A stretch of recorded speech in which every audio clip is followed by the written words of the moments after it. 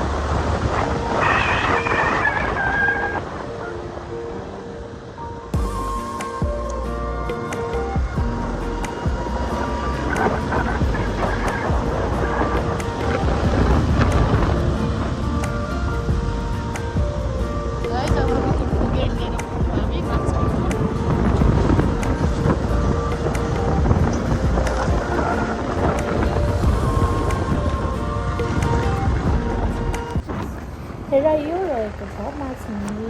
माछिनीसम्म पुग्दा चाहिँ एकदम धेरै बाटो पनि क्लियर छ। माछिनीदेखि चाहिँ बाटो क्लियर छ भनेर म गरिरहेको छु।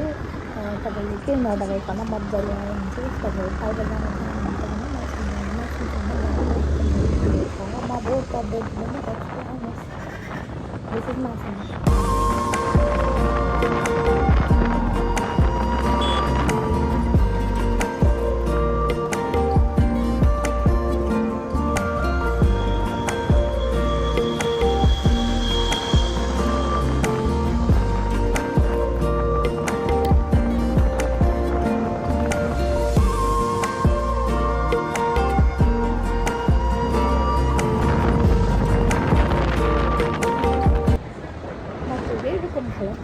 करिब एक घन्टाको यात्रामा चौजारीदेखि म पुगेँ रुकुमखोलङमा।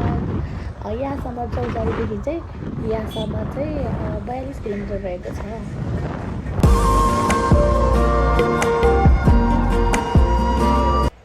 यो रहेको छ सागमा बसेर मैले चाहिँ यति राम्रो भ्यूहरू हेरेँ। माई घर साग चाहिँ एकदम धेरै राम्रो छ।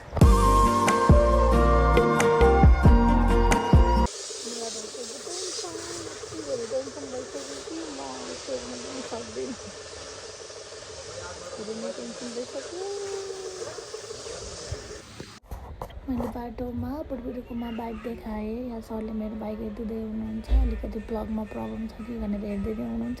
खै किन हो, तर बाइकले चाहिँ पिकअपै लिन मानेको छैन क्या धेरै। त्यही भएर मैले गरिब पाउको हरिब छोरा अटो पार्ट्समा गएर चाहिँ थोरै बाइक हेर्न लगाएँ। यहाँ आमाको अथोराइजेसन नै रहेछ। अनि सरले मेरो प्लग सफा गर्दै हुनुहुन्छ। प्लग सफा गरेपछि म चाहिँ हिँड्छु।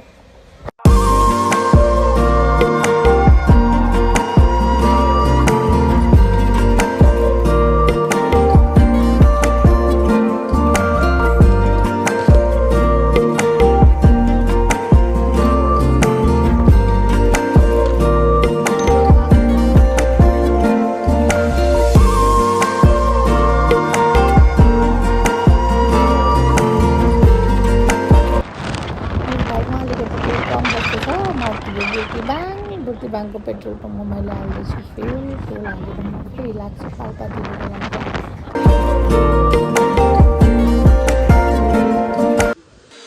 केही समयपछि खायौँ हामीले मोमो। बिचमा एक ठाउँ बाटो ब्लक रहेछ, अर्को बाटो आएर आएको। यो बाटो चाहिँ यस्तो पऱ्यो, यो बाटो रेल बाटो नै हो, तर एकदम पानी रहेछ। मैले यो पनि कटाएँ।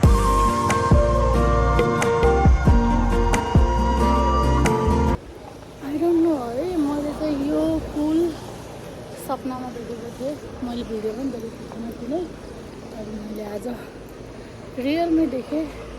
मैले कतिपय कुराहरू जुन सपनामा देखेको हुन्छु नि त्यो कुराहरू रियलमै पुरा भएको हुन्छु है। म चाहिँ अहिले पूर्वको हुँदै बुटो जाँदै थिएँ। बुटो जाँदा मैले यो पुल देखेँ, खाने होला यो चाहिँ पाल्पा गुल्मी अनि समथिङ के छ 3 ठाउँ जोड्ने ठाउँ हो अरे। यो चाहिँ रुरु हो है।